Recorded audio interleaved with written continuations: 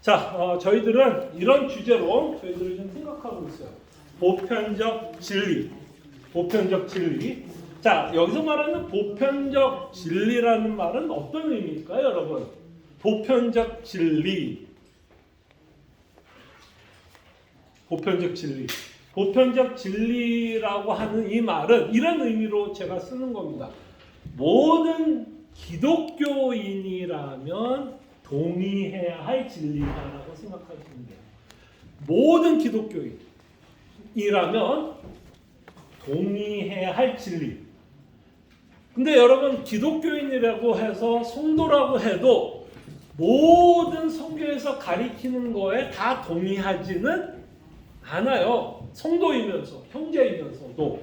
그러나 우리가 여러분들과 함께 생각해 보려고 하는 이 단어의 보편적이라고 하면, 성도라면, 예수를 믿는 자라면, 물론 우리가 믿는 것에 조금 다른 거는 있을 수 있으나 뭐야? 공통분모. 모든 기독교인이라면 적어도 이거는 믿는다. 이 정도는 믿어야 한다. 라는 내용을 여러분들과 함께 생각해 보려고 합니다. 자, 그럴 때 우리는 보편적 진리라고 하면 우리가 가장 먼저 좀 생각해 보고 싶은 건 이 보편적 진리를 정리하게끔 하는 소스에 대해서 먼저 좀 생각을 해보려고 하는 거예요. 그때 우리는 보편적 진리를 어디에서 정리를 할까요? 제가 보편적 진리를 만들어내는 사람일까요? 제가 만약에 보편적 진리를 만들어내는 사람이면 제가 뭐가 되는 걸까요? 제가 하나님이 되는 겁니다. 그럴 때 우리의 보편적 진리의 유일한 소스는 뭐가 되죠? 성경이 됩니다. 그래서 이제 우리가 앞으로 우리가 어떤 내용을 보편적으로 믿어야 되는지에 대한 내용을 요약하고 있는 유일한 소스는 성경. 그래서 우리는 성경이 어떤 내용을 갖고 있고 어떤 의미를 갖고 있는지를 저희들이 좀 생각해 볼 필요가 있습니다. 자, 저희들이 이 보편적 진리에 대해서 우리가 생각하면서 여러분들과 했던 첫 번째 질문이 혹시 기억나십니까? 첫 번째 질문. 인간이 제일 되는 목적은 무엇입니까? 그러니까 이걸 쉽게 이야기하면 뭐라고 질문하면 좋을까요? 인간이 제일 되는 목적, 어렵죠? 제일 되는 목적. 이런 단어 잘 안 쓰잖아요.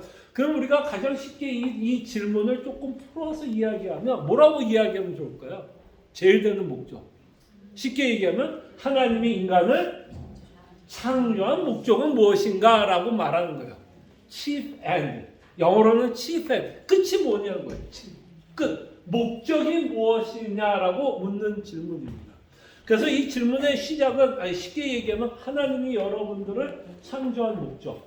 자, 하나님이 여러분들을 창조한 목적이 뭘까요? 하나님이 여러분들을 창조한 목적. 이 질문대로 답을 안 해도 돼요. 그러나 우리가 이런 질문에 대한 답을 좀 갖고 있으면 정리하기가 좀 쉽겠죠. 그렇다면 하나님이 여러분들을 창조한 목적이 뭘까요? 오늘 말씀의 근거라면 뭘까요? 하나님이 여러분들을 창조한 목적. 하나님을 예배하기 위해서. 그죠? 그럼 예배라는 게 뭘까요, 여러분? 예배. 너무 어렵게 생각하지만 예배가 뭘까요, 여러분? 뭐가 예배일까요? 하나님의 영광을 바라보고 또 찬양하고, 그게 나에게는 뭐하다는 거예요? 가장 즐겁다라는 거예요. 그게 예배가 되는 거겠죠. 그죠? 네. 그럴 때 인간은 그 안에 참된 뭐가 있다라고 제가 몇 주 동안 얘기했죠. 참 안식이 있고 쉼이 있어요. 그래서 우리는 하나님이 누구인지를 알고 그 하나님을 통해서 그의 영광, 그가 누구인지를 인정하면서 살아갈 때 인간은 그 안에 참된 쉼이 있고 그 안에 뭐가 있다는 거예요? 즐거움이 있다는 거예요. 자, 그래서 이 질문에 대한 답을 만들면 어떻게 만들면 좋을까요? 우리가 처음에 답을 이렇게 해봤죠. 질문이 왜 제일 되는, 인간이 제일 되는 목적은 무엇입니까? 라고 질문을 한다면 그거에 대한 답은 인간이 제일 되는 목적은 하나님께 영광을 돌리고 그로 슬퍼하는 것, 영원히 즐거워하는 것. 예. 그 일로 하나님이 우리를 창조했고 그 일이 망가지고 나니까 구원의 의미가 뭘까요? 그러면 여러분 구원했다. 하나님이 여러분을 구원했다 그러면 하나님의 구원의 목적은 하나님이 여러분들의 창조의 목적과 같을까요? 다를까요? 같아요, 사실은. 창조의 목적이 뭐예요? 하나님께 영광을 돌리고 즐거워하는 거라면 사실 구원의 목적도 같을까요? 다를까요? 구원의 목적도 같아요. 결국 구원하시는 예수 그리스도의 뭐를 보게 돼요? 예수님을 보면서 하나님의 영광을 보게 되고 그를 즐거워하게 된다는 거예요. 그래서 여러분들이 이제 하나님께 베풀어 주신 구원의 은혜로 말미암아 우리들이 이제 뭐 하는 거예요? 주일날 오전 11시에 함께 모여 예배를 하게 된다는 겁니다. 자, 그럴 때 이 질문의 답은 소스가 누굴까요? 제가 만들었을까요, 여러분? 제가 만든 소스일까요? 그럼 제가 뭐가 되죠? 하나님 되는 거예요. 그럴 때 이 질문과 질문의 답의 소스가 어딜까요? 성경이 되고 있어요. 비록 인간이 만들어낸 질문이고 답이기는 하지만 그 질문과 답이 어디에 근거하고 있는 질문과 답일까요? 성경에 근거한 답이기 때문에 이 질문과 답은 정말 여러분 한번 생각해봐요.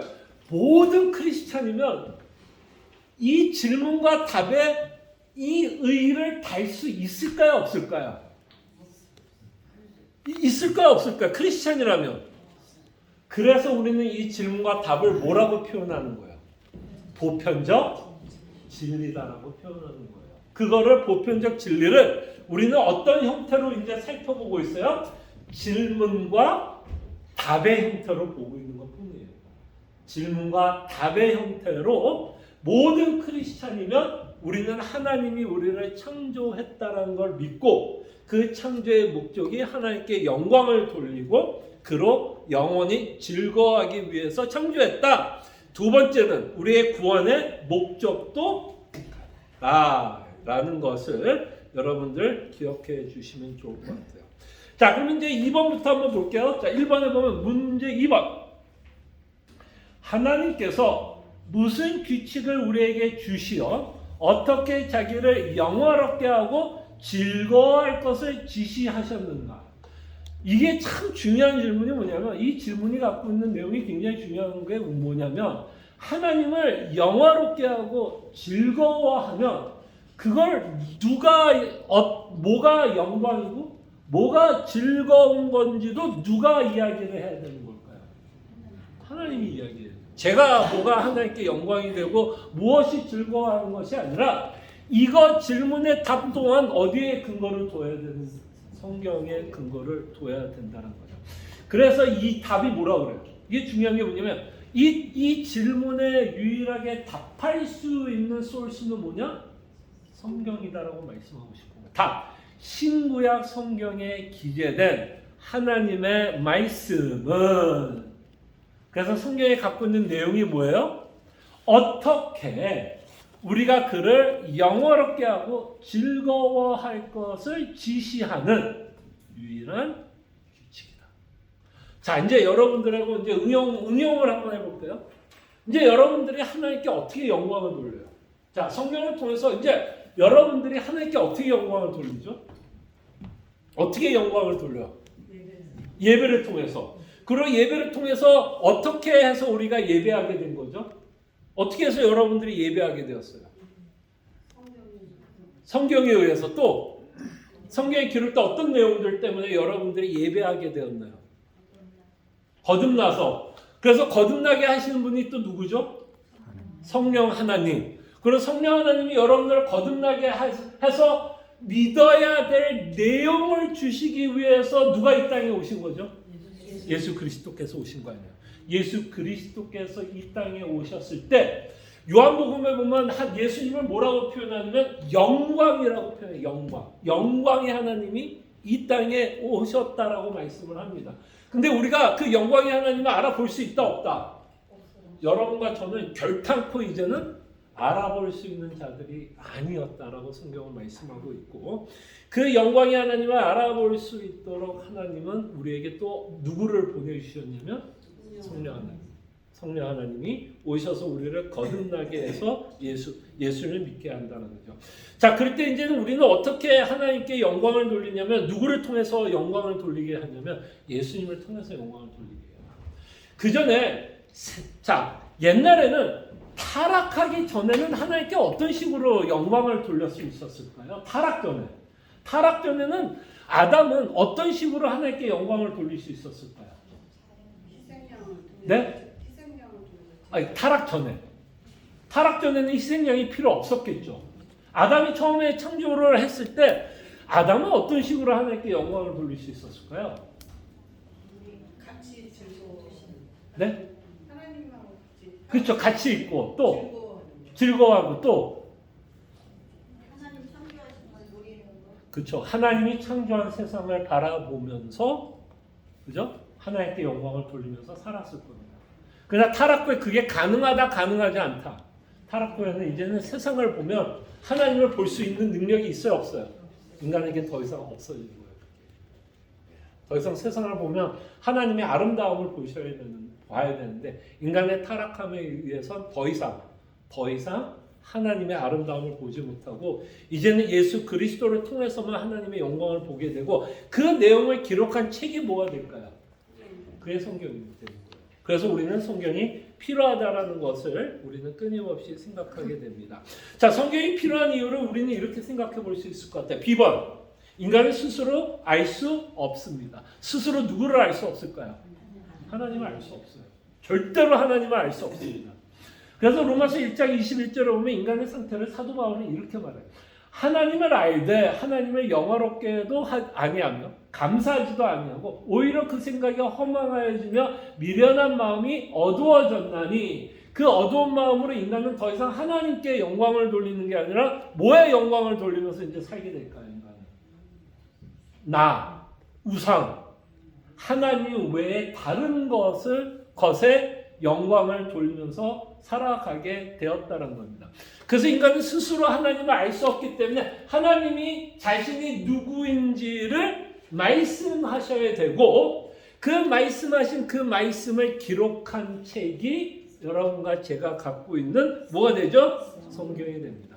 그리고 우리가 성경이 필요한 여러 가지 이유 중에 하나는 또 하나 인간의 본성 중에 하나인데요. 인간의 본성은 이렇습니다. 사사기 21장 25절에 보면 인간의 본성에 대해서 이렇게 말씀하죠. 그때 이스라엘에 왕이 없으므로 사람이 각기 자기의 소견에 옳은 대로 행하였더라. 이게 인간의 마음인 것 같아요. 저는 사사기 21장 25절을 읽을 때마다 참 인간이 이렇다라는 생각을 하게 됩니다. 인간은 끊임없이 누가 옳다라고 생각하면 살아요. 자기가 옳다라고 생각을 하게 됩니다. 누구보다도 옳다라고 생각해요. 하나님보다도 자신이 옳다라고 생각을 하게 됩니다. 내가 너무나 옳아서 뭐를 못하게 되는 경우가 있냐면 하나님을 믿지 못하는 순간도 참 많아요. 그럴 때 내 생각이 앞서갈 때 하나님을 믿지 못하고 있는 우리의 모습을 보게 됩니다. 그때 왕이 없어서, 근데 왕이 있었어요 없었어요? 사실은 있었죠. 사실 왕이 있었어요. 끊임없이 왕이 있었는데 이 이스라엘 민족은 왕이 있음에도 불구하고 끊임없이 자신이 왕이 되어 자신의 소견대로 살아왔다는 겁니다. 이런 인간이기 때문에 하나님이 반드시 자신이 누구인지를 알리기 위해서는 뭐 해야 될까요? 자신이 누구인지를 스스로 알렸어야 되고 그 알렸던 내용을 기록하게 하시고 그 기록된 성경을 후대에 끊임없이 남겨놓아서 우리가 우리의 소견대로 살지 않고 하나님의 뜻대로 살아갈 수 있게끔 하나님은 성경을 우리에게 주셨다라는 것입니다. 그때 여러분들 앞에서 제가 이제 설교를 하잖아요. 그때 제가 설교하는 오늘 영원한 안식에 관해서 여러분들에게도 이야기했고 예배에 대해서도 이야기를 했고 예배에 대한 적용도 여러분들에게 이야기했습니다. 여러분 오늘 제가 이번 주 설교를 하면서 저에게 가장 큰 도전은 그냥 이 주일 예배가 11시가 되어서 주일 예배하는 것이 아니라 사실은 우리는 주일 예배를 하는 이것이 뭐와 연관이 되는 거예요? 안식 또는 어떤 안식이에요? 영원한 안식. 하나님의 나라에서 하는 그 일을 우리는 지금 하고 있다는 거예요. 그럴 때 여러분들과 저는 무엇을 생각해야 되냐면 이 말이 틀린지 맞는지를 여러분들이 스스로 성경을 펴셔 보셔야 돼요. 왜냐하면 제가 하는 이 말의 권위는 제가 이 말을 했기 때문에 권위가 있는 게 아니라고 말씀드리고 싶은 거예요. 제가 여러분들이 지금 가만히 있어서 막 속이고 있으면 어떡할 거예요 지금. 물론 그러지는 않겠지만. 그랬을 때 여러분과 제가 말씀을 들을 때 그건 다 똑같을 것 같아요. 여러분들이 누구의 설교를 듣던 누구의 성경 공부를 듣던 그건 제 것도 될 수도 있고 뭐 다른 목사님들 할 때도 저는 여러분들이 베레아와 같은 성도들의 마음을 좀 가졌으면 좋겠어요. 사도행전 17장 11절에 보면 베레아에 있는 사람들은 데살로니가에 있는 사람들보다 더 너그러워서 간절한 마음으로 말씀을 받고 이것이 그러한가 하여 뭐 했다고요? 날마다 성경을 상고했다라고 말씀을 합니다. 자, 그들이 간절하게 하나님의 말씀을 받았다라고 얘기하는데 누구의 말씀을 지금 이들이 듣고 있었는지 여러분 혹시 아세요?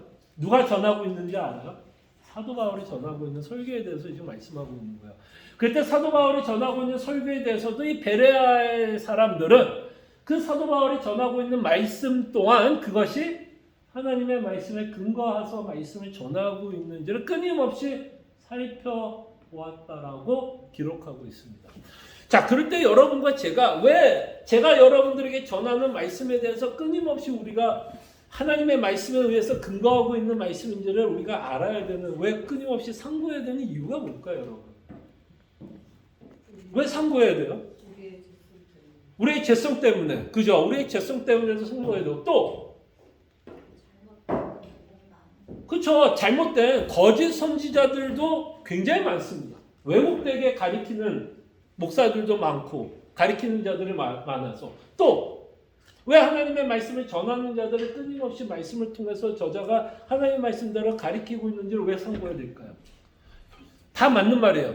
근데 저는 또 하나 중요한 이야기를 해드리고 싶은 이유가 뭐냐면 이거는 여러분들의 영혼에 달려있는 문제예요. 영혼에 달려있는 문제예요. 무슨 말인지 알겠죠? 여러분들 죽고 사는 문제예요. 지금 제가 여러분들에게 전하는 이 말씀이 옳고 그름이 우리가 죽고 사는 문제라고요. 그러니까 이거는 뭐 그냥 여러분과 제가 이게 지식적으로 맞고 틀린 게 아니라 이게 맞고 틀린 거에 의해서 내 영혼이 어떻게 잘못될 수도 있다라는 거예요. 그러니까 굉장히 심각한 것을 우리는 매주마다 하나님의 말씀 앞에 굉장히 심각한 내용을 사실 우리는 살펴보고 있어요. 그리스도를 통해서 우리가 영원한 생명을 얻을 수도 있지만 그리스도가 아니면 영원히 하나님으로부터 저주를 받을 수 있다. 그렇다면 우리가 믿고 있는 내용이 맞는지를 끊임없이 여러분들이 살펴봐야 돼요. 여러분 지옥 가서 저 송근친 잘못 가르쳐가지고 나 여기 왔다. 그러면 하나님 아이고 그래 그럼 송근친만 지옥 보내자. 이런 거 끝날 것 같아요. 여러분들이 영혼이 그렇게 귀중하고 여러분들의 구원이 귀중하다면 끊임없이 여러분들은 뭐 하셔야 돼요? 말씀을 사모하시고 말씀을 공부해야 되고 그 말씀이 맞는지 틀린지를 끊임없이 상고하셔야 돼요. 왜냐면 이거는 여러분들의 뭐가 달려있기 때문에 영혼이 달려요. 영원과 인피니티, 영원과 영혼이 달려있는 문제이기 때문에 그냥 넉넉고 우리 또 송 목사님이 알아서 잘 요리해가지고 왔겠지. 물론 저도 최선을 다해서 하나님 말씀을 전하려고 합니다. 왜냐하면 저도 이 말씀을 어떻게 여러분들에게 전하느냐에 따라서 저의 영혼도 사실은 달려있는 문제죠. 그러니까 가볍게 그냥 여러분들과 함께 이 시간 그냥 우리가 갖고 있는 지식을 그냥 성경에는 이렇더라라고 얘기하는 어떤 교양 과목이 아니잖아요. 여러분들에게 제가 지식을 전하는 게 아니라 정말 이것을 우리가 어떻게 전달하고 어떻게 믿느냐에 따라서 우리의 영혼이 잘 될 수도 있고 영혼이 저주를 받을 수도 있기 때문에 우리는 끊임없이 말씀에 대한 사모함이 있어야 되고 정말 말씀이 그러한지 안 그러한지를 끊임없이 살펴보셔야 되고 그 다음에 그 일과 함께 또 뭐를 해야 될까요? 여러분들이 스스로 또 말씀을 살펴봐야겠지만 여러분들이 뭐 해야 될까요? 뭐 해야 될까요? 자, 에베소서를 한번 볼게요. 에베소서 1장입니다.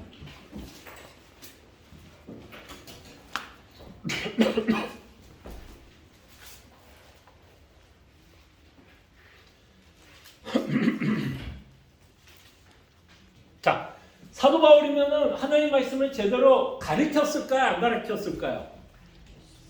에베소에게 사도 바울이 서신서를 쓰고 있다면 정말 바르게 가르쳤을까요? 안 가르쳤을까요? 바르게 가르쳤겠죠. 정말 가르쳤겠죠. 근데 사도 바울은 이 에베소에게 편지를 쓰면서 뭐라고 하고 있는지 한번 보세요. 뭐를 하고 있는지. 이게 우리에게 굉장히 중요하지 않나 생각을 해봅니다. 자, 15절부터 보면 1장 15절입니다. 사도 바울이 뭘 하고 있는지 보세요.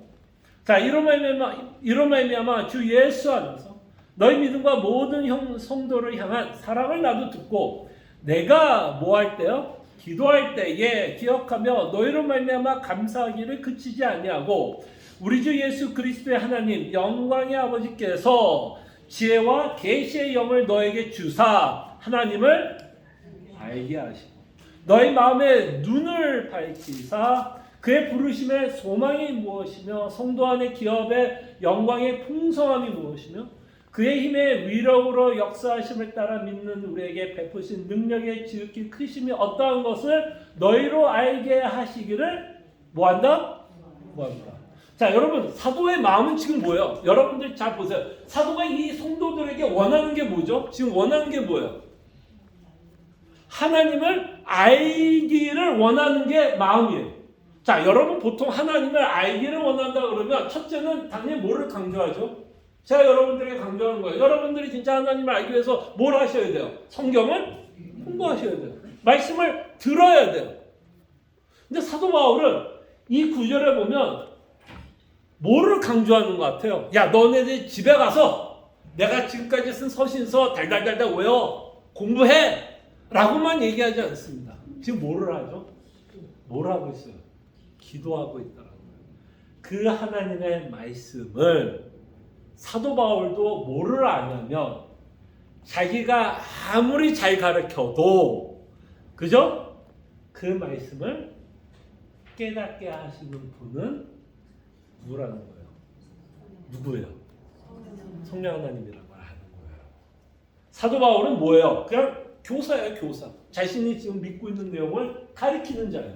그러나 그 가르침이 그 사람에게 확신으로 다가오고 알게 하시는 분은 사도 바울의 언변도 아니고 사도 바울의 설득력도 아니라 그가 전하고 있는 말씀 가운데 누가 역사하셔야 돼요? 성령 하나님이 역사하셔야 돼요. 그래서 하나님의 말씀을 파고 이 말씀이 무엇을 가르치고 있는지를 공부하는 것도 중요하지만 또 중요한 게 뭘까요? 또 중요한 게 뭐예요? 기도인 것 같아요. 정말 기도인 것 같아요. 주님 깨닫게 해주시옵소서. 설득되게 해주시고 그 설득과 함께 내 안에 확신을 주시옵소서. 정말 오늘 말씀 같은 경우도 주님 정말 내가 이 땅의 것을 주목하는 게 아니라 계속해서 영원한 안식을 끊임없이 주목하게 해주시고 주의 예배 시간을 정말 사모할 수 있고 정말 그 주의 예배가 다만 11시에 이 땅에서 드려진 예배가 아니라 정말 이 예배를 통해서 하나님의 나라를 경험하고 맛보는 시간으로 내가 확신이 들 수 있도록 뭐 해야 될까요? 기도해야 돼요. 그래서 참 이 기도의 중요성이 굉장히 중요하다라는 것을 잊지 않았으면 좋겠어요. 그래서 우리는 베레아 성도들처럼 말씀이 그러한가도 끊임없이 살펴보지만 에베소서를 통해서 사도 바울이 이 에베소 교회를 위해서 기도한 것처럼 우리도 끊임없이 기도해야 됩니다. 나를 위해서도 기도해야 되고 또 누구를 위해서도 기도해야 될까요? 옆에 있는 성도들도 나와 같이 하나님의 말씀을 깨달을 수 있도록 그럴 때 우리가 조심해야 되는 부분은 이런 부분인 것 같아요. 저희가 이제 같이 신앙생활을 하다 보면 어떤 사람들은 하나님의 말씀을 더 빨리 캐치하고 빨리 잘하는 사람이 있어요. 있죠? 뭐 저같이 머리 좋은 사람들은 아니고 그런 사람들이 있어요. 우리가 봐도 어떤 사람들은 하나님의 말씀을 팍 들으면 막 이해가 되는 사람이 있어요. 자, 우리는 그렇게 이해가 되는 사람이 있는가 보면 또 어때요, 여러분? 여러분 어때요? 굉장히 더딘 사람이 있을까요, 없을까요? 또 더딘 사람이 있어요. 저기서 뒤에서 막 자수하네요. 자, 자수했기 때문에 제가 광명을 드립니다. 자수하는 여러분들 회개하십시오. 자, 그럴 때 우리는 그런 사람들 보면 답답해. 맞아요. 그렇게 하나님의 말씀 그렇게 오래 들었고 그러면 이제 깨달아야지. 근데 그거는 성경에서 말하는 정신은 아닌 것 같아요. 그럴 때 우리는 그런 사람들을 보면 뭐 해줘야 될까요? 기도해줘야 되는 거죠. 그러니까 우리는 뭐를 잊지 않았으면 좋겠냐면 긍휼함을 잊지 않았으면 좋겠어요. 긍휼함. 그리고 그렇게 더딘 사람에 대해서 자비를 잃지 않았으면 좋겠어요. 다시 말씀드리면 그것이 또한 우리가 사랑의 표현인 것 같아요. 사랑의 표현. 오래 참아줄 수 있고 우리는 왜 이해를 못할까로만 끝나면 안 돼요. 무슨 말인지 알겠죠? 저 사람은 왜 이해를 못할까라고 끝나는 게 아니라 어디까지 가야 돼요? 저분을 위해서 안타까움과 자비함과 긍휼함. 우리의 왜 안타까움이 왜 나타날까요, 여러분? 그 안타까움은 왜 나타나는 거야? 이래서 안타까움이 나와야 되는 것 같아요. 이거 이렇게 좋은 건데, 이거 진짜 좋은 건데 저 사람 왜 이해를 못할까에 대한 안타까움으로 나와야 돼요. 여러분들이 갖고 있는 복음의 기쁨이 너무 크기 때문에 저 사람이 왜 저밖에 안 되는 그런 마음이 아니라 내가 이렇게 좋은 거 갖고 있는데 저 사람도 그 좋은 거를 누리면서 살았으면 너무 좋겠다라는 마음으로 그 사람을 위해서 뭐 해주셔야 될까요? 기도하기를 바랍니다. 사도 바울이 그런 마음 아니었을까요? 에베소에서 쓰고 있는 마음이 정말 자신이 누리고 있는 복음이 그죠? 자신이 누리고 있는 복음이 정말 이 에베소 교인들도 함께 뭐 하기를 원했을까요? 함께 누리기를 원하는 마음에서 이 에베소서를 쓰고 있고 기도하지 않나 생각을 해봅니다. 그래서 보편적 진리를 잘 아시는 분들은 하나님께 감사하시고 이 보편적 진리에 대해서 좀 더디 배우고 있는 사람들이 있다면 우리도 끊임없이 그들을 긍휼함과 자비함과 안타까움으로 그 성도들을 위해서 우리는 끊임없이 기도해 주셨으면 합니다. 그러면서 가장 중요한 말은 다시 한번 1번의 A로 갈게요. 신구약 성경에 기재된 하나님의 말씀은 어떻게 우리가 그를 영원하게 하고 즐거워할 것을 지시하는 무슨 책?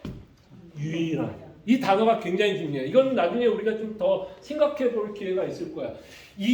여러분들 요 질문이 이제 여러분들이 아실지 모르지만 이 질문은 웨스트민스터 신앙 고백서라고 하는 1600년도, 1600년도에 쓰여진 책이에요, 사실. 이건 제가 만든 질문들이 아닙니다.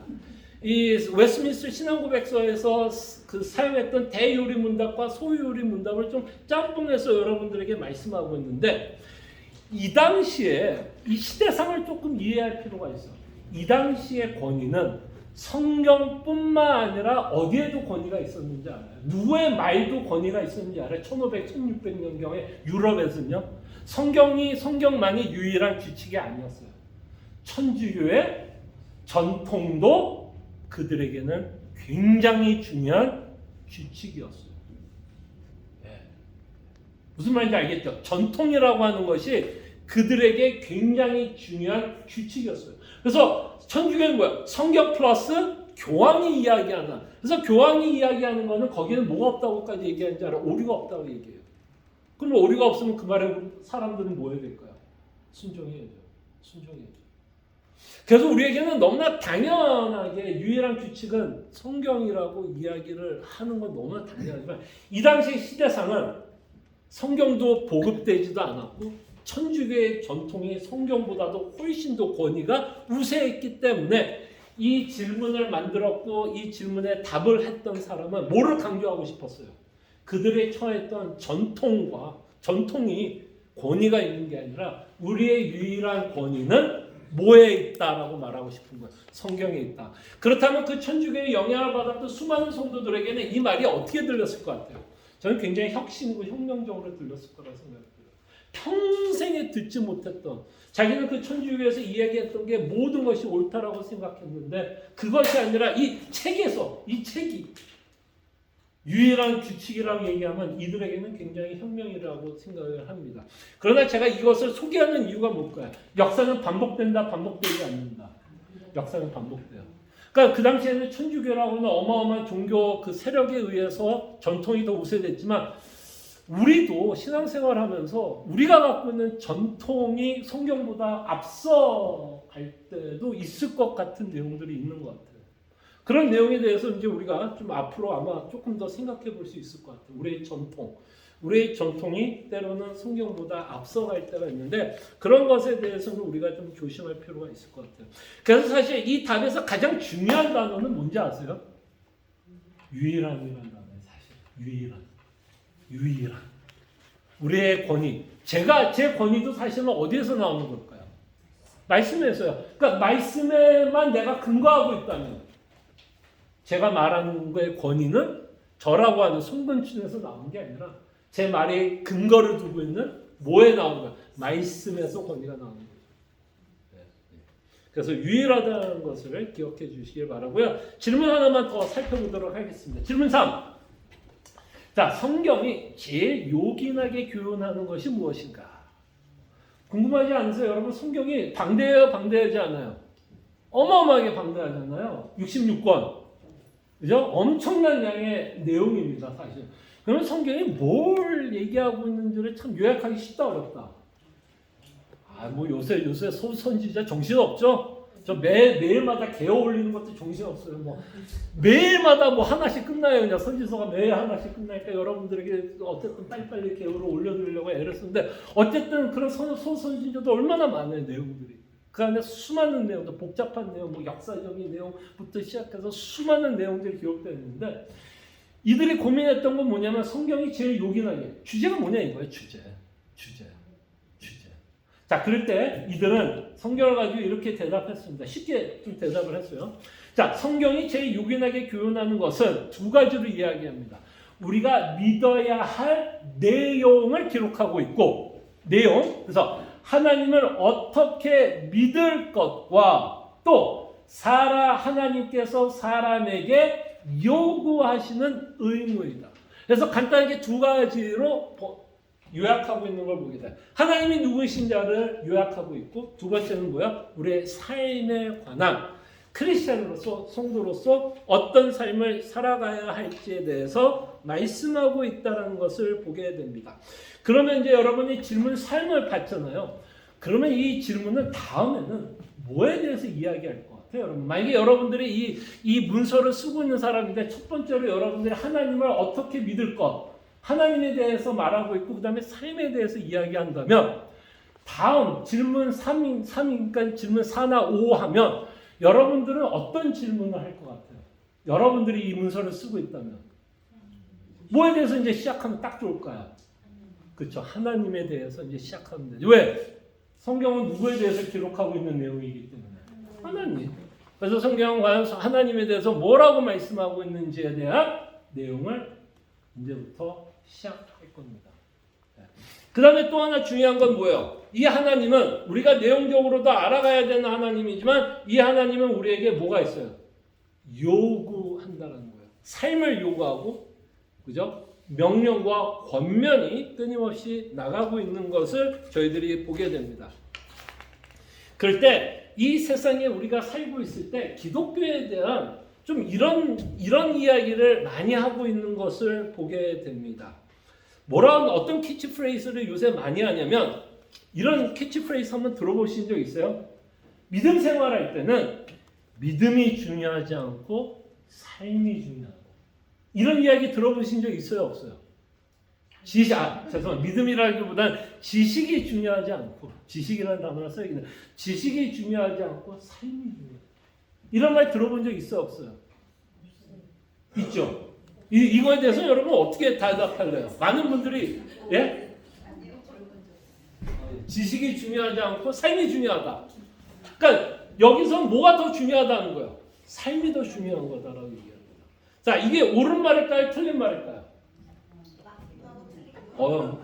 오케이. 그럼 맞는 부분은 뭐고 틀린 부분은 뭘까요? 지식이 없이는 삶이 나올 수가 없고 그러니까 지식을 바탕으로 두지 않은 삶은 그것은 자기 의를 나타내는 것이니까 틀린 것이고, 하나 삶이 중요하려면은 바른 지식이 바탕이 돼야 되니까는 그렇죠. 그것은 또 우리가 갖고 있는 지식보다도 그 행위가 없는 믿음은 믿음이 아니라는 것처럼 그렇죠. 우리의 지식을 증명하는 것이 곧 우리의 행위죠. 그렇죠. 예. 그러니까 삶이 중요하다는 의미는 그런 의미에서 삶이 이제 중요하다 그러는데, 여기서 이제 중요한 접속사가 이렇게 생각하는 것 같아요. 제가 그 문장 가운데 지식이 중요하지 않고 삶이 중요하다라고 얘기하면 or이라고 생각할 때가 많은 것 같아요. or. 이거 아니면 저것이 더 중요하다라고 이야기를 하는 것 같아요. 이 문장에서. 근데 지금 뭐가 강조해야 되면 둘 다 중요해요. 이건 end의 문제지 or의 문제가 아니에요. 무슨 말인지 알겠죠? 그러니까 그러니까 삶이 지식보다 낫다 그러면 or로 생각하는 거예요. 뭔가 둘 중에 하나를 뭔가 선택해야 되는 사항으로 생각하는데, 성경은 둘 다를 선택하라고 얘기하는 게 아니라 둘 중에 하나를 선택하라는 게 아니라 둘 다 중요하다라고 이야기를 하는 거예요. end의 문제지 or의 문제가 아니에요.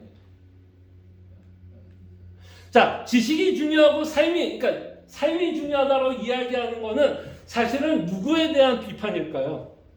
사실 우리 기독교인들 가운데 지식을 중요하게 생각하는 사람을 향한 약간 비판의 쓴소리가 아닐까 싶어요. 뭐가 따라오지 않기 때문에 나오는 비판의 소리일까요? 삶이. 자기가 말하는 것만큼 삶이 따라오지 못하는 것 때문에 나오는 비판의 쓴소리도 될 수 있다는 겁니다. 그래서 우리가 기억해야 될 건 end의 문제지 or의 문제도 아니고, 이런 이야기가 나오는 거 너무 지식을 강조하고 삶이 따르지 않다 보니까 그거에 대한 쓴소리로 나오는 이야기도 있을 수 있습니다. 그리고 또 하나 이제 우리가 정리하고자 원하는 건, 사실은 우리가 기독교 하면 사실 굳이 지식과 삶의 중에 우선순위를 둔다면 어디에 먼저 우선순위를 줄 수밖에 없을까요? 지식에 우선순위를 줄 수밖에 없어요.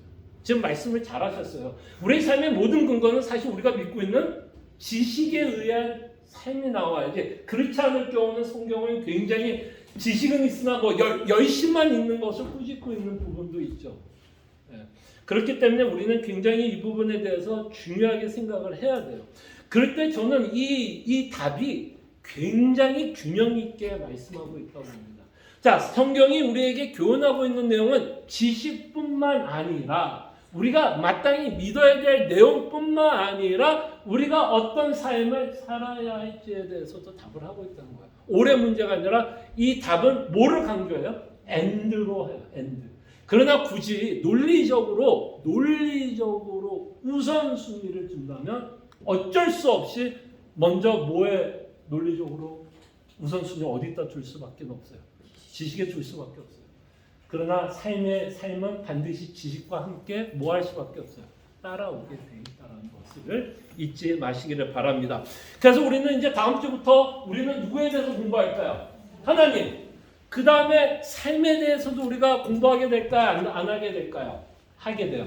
그럴 때 이 대요리 문답은 삶에 대해서 이야기할 때 뭐를 갖고 이야기할 것 같아요? 특별히 삶에 대한 내용을 강조하고 있는 성경 구절이 있다면 뭐가 있을까요, 여러분? 너무 많죠. 근데 이 대요리 문답에서는 뭐를 가지고 여러분들의 삶에 관한 내용을 이야기하느냐면 십계명을 갖고 이야기할 거예요. 십계명을 통해서 과연 성도로서 어떤 삶을 살아가야 할지에 대해서 이제 뒷부분에 가면 저희들이 생각하게 됩니다. 성경은 뭐에 대해서 기록한 책이에요? 하나님과 하나님이 요구하는 내용에 대해서 기록하고 있는 책이라는 것을 여러분들 기억해 주시길 바라고, 이렇게 귀한 성경책을 우리에게 주신 하나님께 감사하고 말씀을 배우고 기도에 힘쓰며 우리가 배운 대로 살아갈 수 있도록 저희들이 잠깐 또 기도하면서 저희들이 성경 공부를 마치도록 하겠습니다. 또 성경 공부 내용을 기억하면서 우리 기도하죠. 주님 감사합니다. 우리에게 이 성경을